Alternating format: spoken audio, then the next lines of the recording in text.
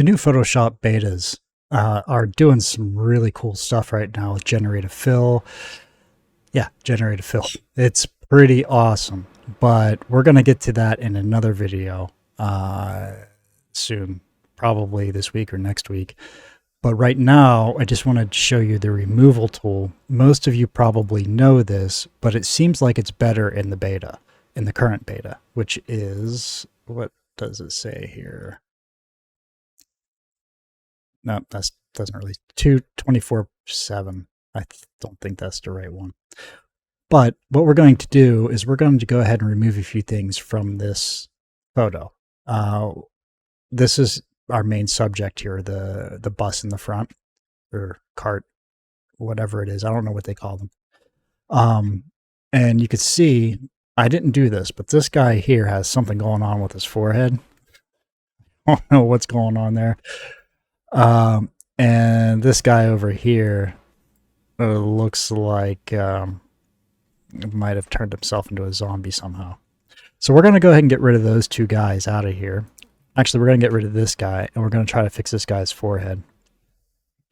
And we're going to remove this logo, and we'll give you a little preview of what generative fill can do before I do a full video on it. So, Adobe has a tool. If you're not familiar, it's called the removal tool. And basically, you just select the object or part of the picture that you want to get rid of. You highlight it, click a checkbox, and it tries to take it out. Sometimes it does perfect. Sometimes it's off. It's just one of those things you have to play with. And I'll try to screw one up, and well, maybe it'll screw up on its own, or not screw up, just not be able to do it on its own. So we're gonna try it. You can select the tool over here with the little band-aid, right? And it gives you your circle cursor. And we're going to go ahead and take this guy out first. This guy, it should be pretty easy for it to do because it's not really a focus. And it's far back enough, so if it screws up much, it'll be harder to tell. You want to select a few other pixels around it so it has a better idea what to guess. So we did that. We're going to hit the check. And it's gone, and you can barely tell there's anything there. Gone, see? Oh, of course. Where's the redo button? Edit. Redo. You could barely tell that it was ever there. If you're, professional and you zoom in and look at all the pixels, get right in there. Yes, you can tell that something was there that's now not there. You could just tell. Maybe you can't, but I can tell something was there. Okay, so we got him out of there. That was real easy. We're going to go ahead and try to take this guy's goofy forehead out. Let's get a smaller brush here. And let's just see how it does. The one little work I did find in this, and I got to send a bug report in, with the removal tool in this version, once you select one thing and let go, it takes the cursor away, so it's just a normal mouse button. Don't know why, it just is. So let's see how this does. Perfect. Well, almost perfect. Again, it's one of those things, if you zoom in really close, you could tell something's not quite right there. But if you didn't know that there was something there to begin with, you wouldn't even look. I mean, this is working perfectly. I've never had it work this good before without having to mess around with it. Okay, so we got that out of there. Now we got this little thing. Let's get rid of that. Now, see, I'm going to click, and it's going to give me my purple, and then when I let go, it's going to give me a mouse cursor. So click, yeah, and right around there, let go. I got a mouse cursor now instead of the little eraser tool icon, which makes things a little bit more difficult. It didn't do this to me in the release version, just in the beta version. So we got that. Let's take that out of there. Perfect. And this one, it'd be really hard to tell since it's just it was a black background anyway. Okay, so those are gone. Let's see if I can find one that's going to screw up. Let's get a bigger brush here. Let's Okay, that bus taken out would be hard.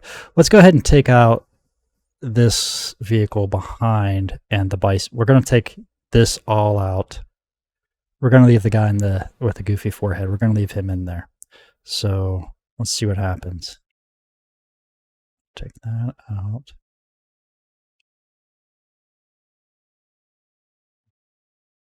See, this is where the tool gets a little goofy because I don't know the width. See, I can't tell the width based on the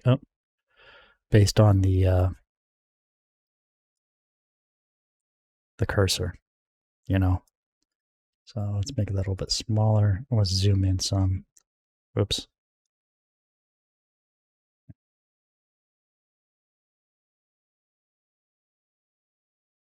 Oh, too much.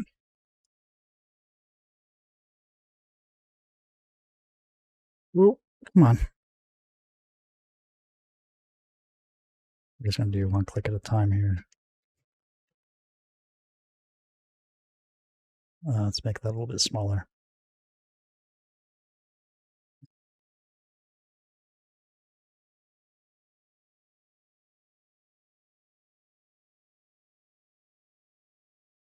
I'm going to take some of his head off too.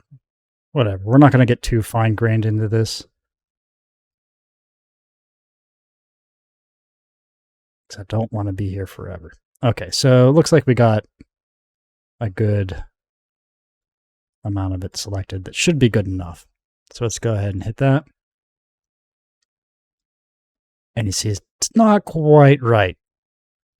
So what we do is we just go back in, highlight some of that again.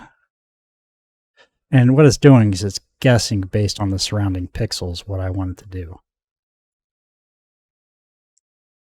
You just keep doing this until it's close. You got the idea. I am not going to go too much farther into this.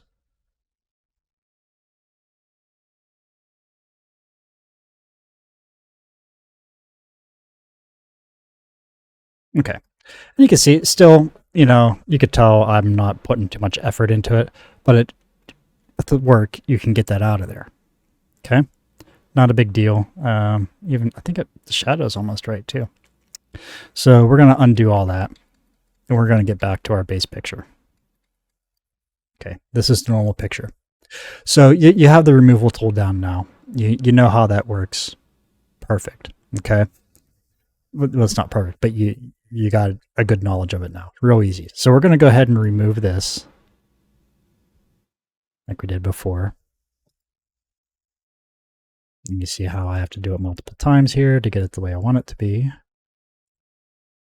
Right? Okay, it's gone. That one's pretty easy to do. This is a really good thing to do with license plates too.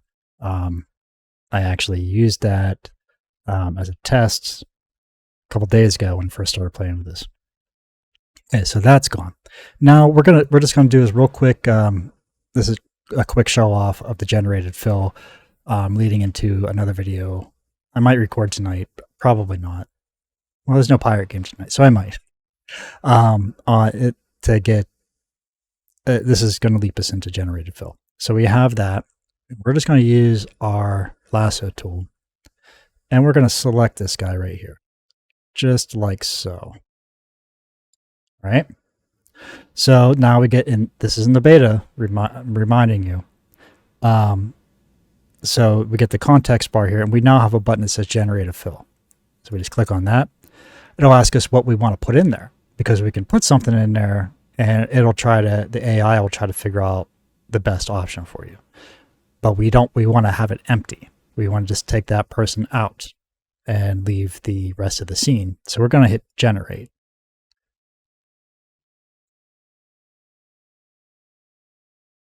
Now what it's doing now is taking this image, uploading it to the servers, doing its number crunching, and then shooting it back to you. And it gives you 3 different options here. This one, which is good all by itself. That one's not quite as good. You see how it kind of made a bubble.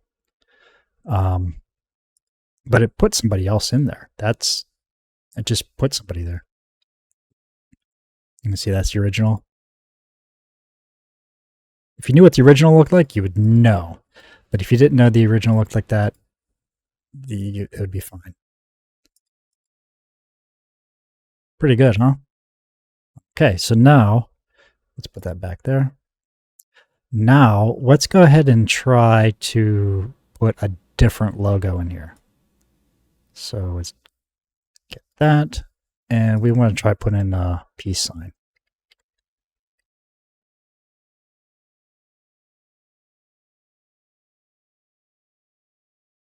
For it. Not quite. So it gave us 3 options, but none of them are peace signs, so we just hit generate again.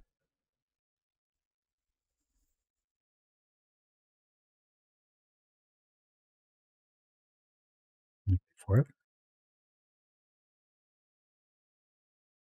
It did spell peace right? Yeah. Okay, I'm surprised it's not giving us the actual peace sign.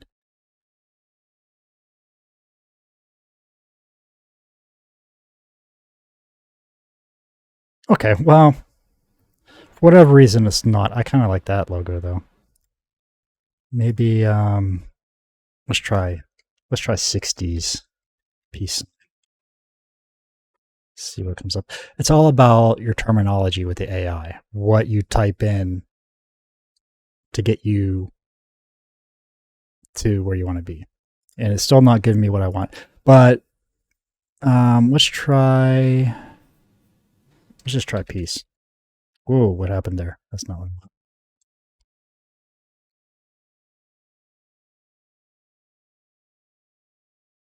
Kind of looks like big feet, doesn't it? Or fists, which is kind of the opposite of peace. Oh, give us a dove. You know, that's close, much closer. So yeah, it's pretty much just getting your terminology, how the AI recognizes it. That's pretty much it.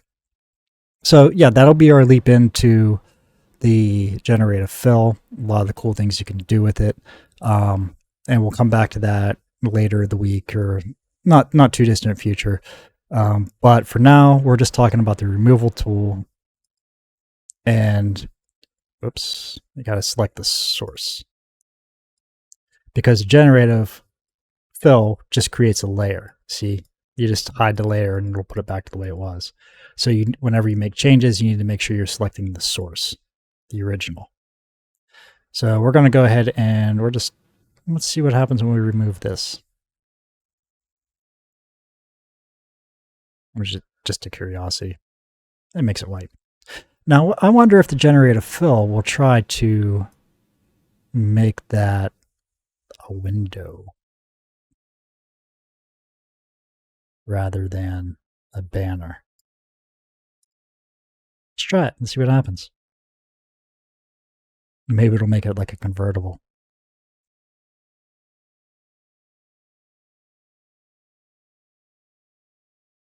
And there's a guy sitting in the middle.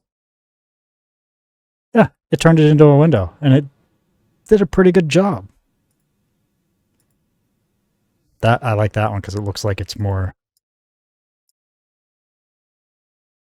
fitting for the situation. So yeah, that's pretty amazing. So the removal tool works great. It just takes some monkeying around with. The generative fill for removal works awesome. As you just saw, it filled that.